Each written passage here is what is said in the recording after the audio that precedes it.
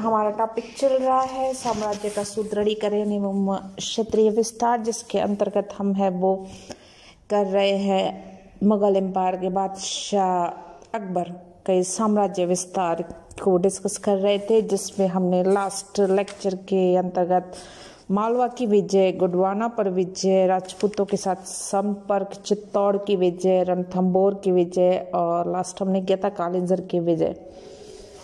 इसी के साथ हम नेक्स्ट देखेंगे जोधपुर, जैसलमेर और बीकानेर। अकबर की इन विजयों से अन्य राजपूत राजा उसकी शक्ति से भयभीत हुए और अकबर की सहानुभूति तथा उदारतापूर्ण नीति से भी प्रभावित। उन्होंने अकबर की सेवा करने का निश्चय कर लिया और 1570 ईस्वी में अकबर नागौर की तरफ आया, जहां बीकानेर के राव कल्याणमल और उसके पुत्र राय सिंह अकबर की सेवा में उपस्थित हुए और उसकी अधीनता स्वीकार कर ली। शीघ्र ही जैसलमेर के राजा हरराय ने बीकानेर नरेश अनुसरण किया। अकबर ने बीकानेर और जैसलमेर राजघरानों से वैवाहिक संबंध स्थापित कर लिए और इस प्रकार 1570 ईस्वी तक राजपूताना के सभी राज्यों ने मुगलों की अधीनता स्वीकार कर ली।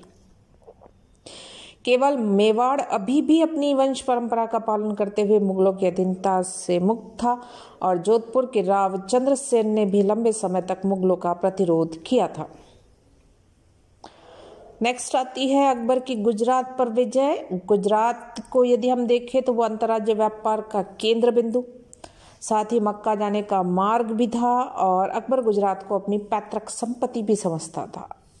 अतः 1572 ईस्वी में अकबर ने गुजरात विजय के लिए प्रस्थान किया। इस समय गुजरात में गृह युद्ध छिड़ा हुआ था। वहां का शासक मुजफ्फर शाह तृतीय एक शक्तिहीन एवं अयोग्य शासक था। अकबर की शक्ति से भयभीत होकर मुजफ्फर शाह भाग कर एक खेत में जा छुपा। गुजरात के सरदार तथा अमीरों ने अकबर की अधीनता स्वीकार ली। आवश्यक प्रबंध किए गए अकबर के द्वारा और वह फतेहपुर सीकरी लौट गया। अकबर के जाते ही उपद्रव शुरू हुआ और अकबर विद्युत वेग से गुजरात लौटा और उसने विद्रोहियों को पूर्ण रूप से कुचल दिया। अंत में 1584 ईस्वी में गुजरात को पूर्ण रूप से मुगल साम्राज्य में मिला लिया गया। इससे मुगलों को स्वतंत्र सामुद्रिक मार्ग प्राप्त हुआ और वे पुर्तगालियों के संपर्क में आए। दक्षिण विजय के लिए भी गुजरात मुगलों का आधार स्थल बना था। नेक्स्ट आता है बंगाल और बिहार की विजय। बंगाल और बिहार अफगान शक्ति के केंद्र बिंदु। 1564 ईस्वी में सुलेमान खान ने बंगाल में एक नए राजवंश की स्थापना की तथा उड़ीसा व बिहार को भी अधिकृत कर लिया। 1568 ईस्वी में उसने अकबर की अधीनता स्वीकार कर ली थी। 1572 ईस्वी में उसकी मृत्यु के बाद उसके पुत्र दाऊद खान ने अपने आप को स्वतंत्र घोषित किया।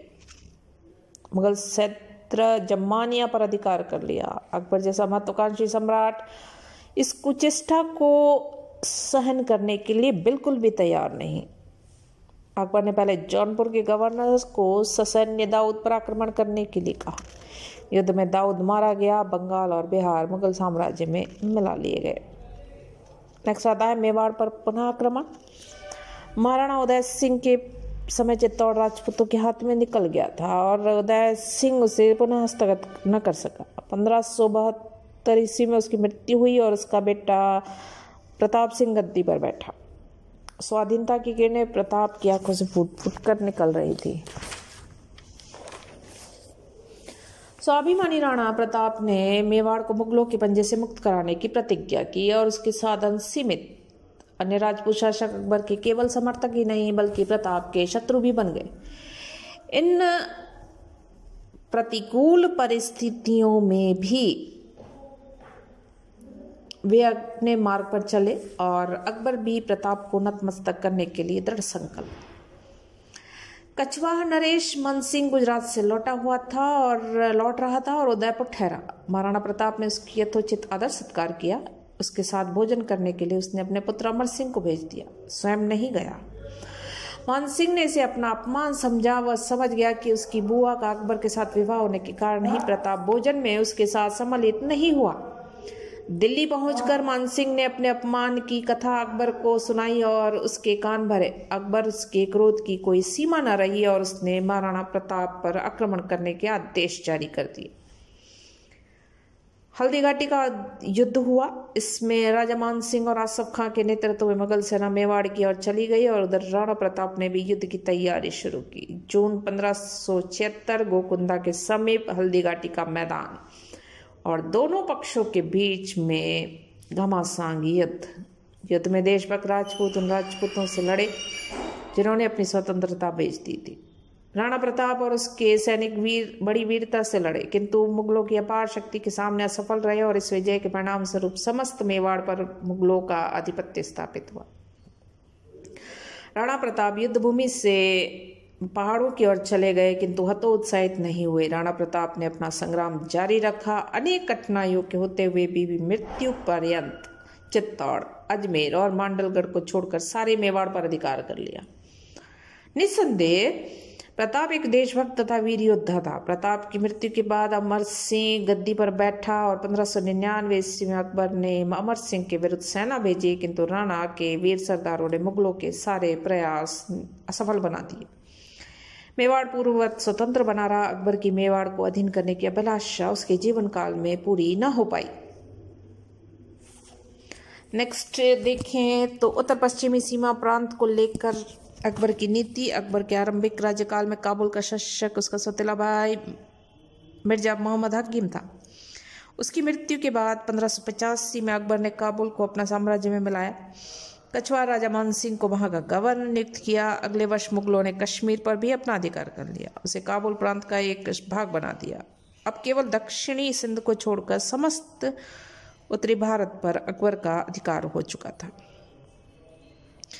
सिंध को अधिकृत करने के बाद वह कंधार को जीतना चाहता था, अतः उसने बैरम खां के पुत्र अब्दुल रहीम खान खाना को सिंध विजय के लिए भेजा। सिंध के शासक मिर्जा जानी बेग तुर्कमान ने डटकर सामना किया, लेकिन वो पराजित हुआ। अकबर ने जानी बेग को शाही सेना में नौकर रख लिया और सिंध विजय के बाद अकबर ने कंधार विजय के लिए अभियान शुरू किया। 1595 में कंधार को साम्राज्य में मिला लिया गया। अकबर की यह विजय उसकी कुशल नीति का विजय थी, क्योंकि इसने फारक के शाह से संबंध बिना बिगाड़े कंधार पर विजय प्राप्त कर ली। इसी वर्ष बलूचिस्तान पर भी मुगलों का अधिकार हो गया और इस बीच अकबर ने 1592 ईस्वी में उड़ीसा को भी बंगाल प्रांत के अंतर्गत सम्मिलित कर लिया।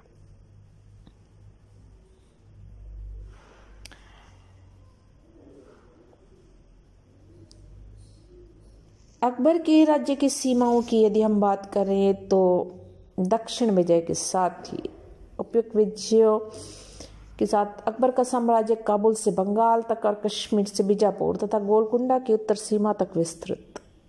काबुल, कश्मीर, लाहौर, सिंध, मुल्तान, दिल्ली, आगरा,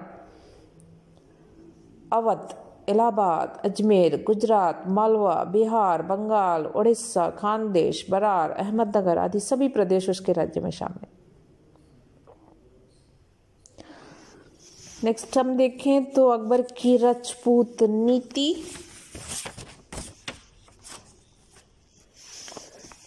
अकबर एक दूरदर्शी सम्राट। उसने शीघ्र समझ लिया कि राजपूत की सहायता के बिना हिंदुस्तान में मुस्लिम साम्राज्य स्थायी नहीं रह सकता। उसके सक्रिय सहयोग के बिना कोई सामाजिक एवं राजनीतिक एकता संभव नहीं हो पाएगी।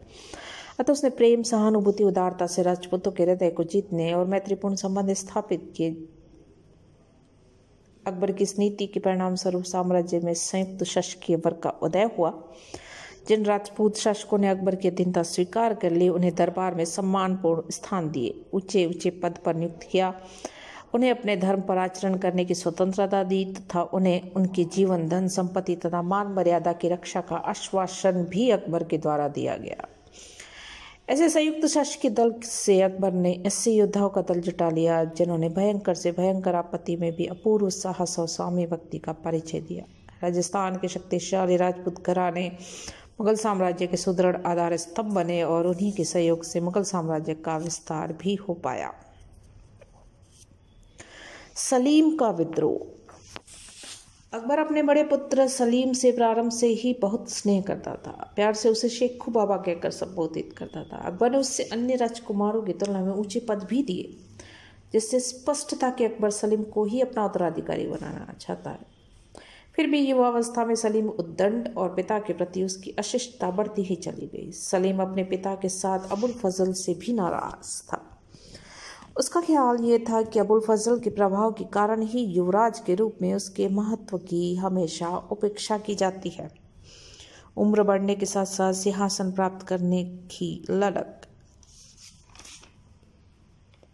बढ़ती ही चली गई और उसके असंतुलित मद्यपान और अत्यधिक भोग विलासिता के कारण अकबर उससे नाराज रहने लगा। अकबर ने उससे मेवाड़ के सैनिक अभियान पर भेजा, लेकिन उसने इस अभियान में कोई रुचि नहीं दिखाई और अजमेर से ही वापस लौट गया। इससे अकबर उससे और अधिक नाराज हुआ और इसका झुकाव अपने तीसरे पुत्र दानियाल की तरफ हुआ, क्योंकि दूसरे पुत्र मुराद की मृत्यु हो चुकी थी। जब अकबर दक्षिण विजय में व्यस्त था, सलीम ने अपने पिता के विरुद्ध विद्रोह कर दिया। उसने स्वर्गीय अमीर शहबाज खां की संपत्ति पर अधिकार कर लिया और आगरा की तरफ कूच किया। उसकी दादी उसे समझाने हेतु रवाना हुई, लेकिन वह इलाहाबाद चला गया, जहां उसने स्वतंत्र शासक की भांति व्यवहार करना आरंभ कर दिया। इसलिए अकबर को दक्षिण से आगरा आना पड़ा। सलीम अपने 30,000 घुड़सवार के साथ अकबर से मिलने आगरा की तरफ रवाना हुआ, लेकिन अकबर का कड़ा रुख देखकर वो वापस इलाहाबाद लौट आया।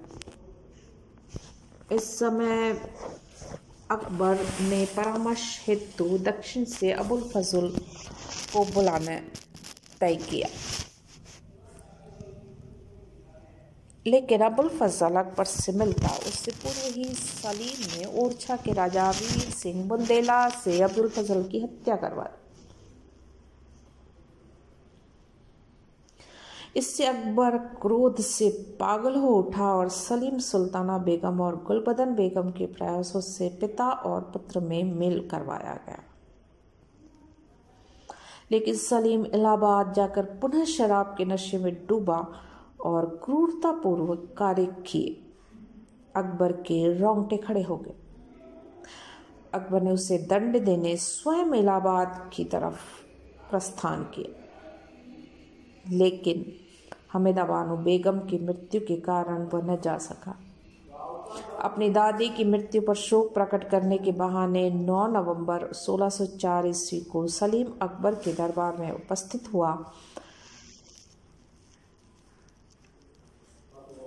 और उसने दरबार के समक्ष सम्राट ने उसके प्रति सद्भावना प्रकट की, किंतु दरबार समाप्त होते ही उसे अकबर के द्वारा बंदी बना लिया गया। 10 दिनों तक उसे शराब से वंचित रखा गया और बाद में उसे मुक्त कर दिया गया। 11 मार्च 1605 ईस्वी को दानियाल की भी मृत्यु हो गई। अतः अकबर को अपने एकमात्र जीवित पुत्र सलीम पर ध्यान केंद्रित करना पड़ा, लेकिन सलीम के व्यवहार में कोई परिवर्तन नहीं आया। तब अकबर ने अपना ध्यान सलीम के पुत्र खुसरो पर केंद्रित किया। आमेर के राजा मानसिंह और अजीज कोका खुसरो को प्रोत्साहित करने लगे। परिणाम ये रहा कि सलीम और उसके पुत्र खुसरो के बीच तनाव और कटुता पैदा हो गई। इससे अकबर को इतना आघात लगा कि वह बीमार पड़ गया। अकबर की मृत्यु। अकबर की गंभीर बीमारी के दौरान सलीम के स्थान पर खुसरो को गद्दी पर बैठाने के षड्यंत्र शुरू हुए, किंतु स्वामी भक्त अमीरों के कारण खुसरो को सत्तारूढ़ करने का षड्यंत्र मुगल दरबार में असफल हो गया। सलीम को अकबर के पास लाया गया। सलीम ने सम्राट के चरणों में अपना सिर रख दिया। अकबर अंतिम सांसें गिन रहा था तथा बोलने में असमर्थ था। अतः सम्राट ने संकेत से अपने अनुचरों को आदेश दिया कि सलीम को शाही पगड़ी और खिलत पहनाए और उसकी कमर में सम्राट की कटार बांध दे। अनुचरों ने आज्ञा का पालन किया और उसी दिन सम्राट को पेचिश का दौरा पड़ा और 25-26 अक्टूबर 1605 ईस्वी को अर्धरात्रि में सम्राट अकबर की चिरकाल के लिए आंखें मूंद ली। सम्राट को मुस्लिम विधि से नहलाया गया तथा आगरे से 5 मील दूरी पर स्थित सिकंदरा में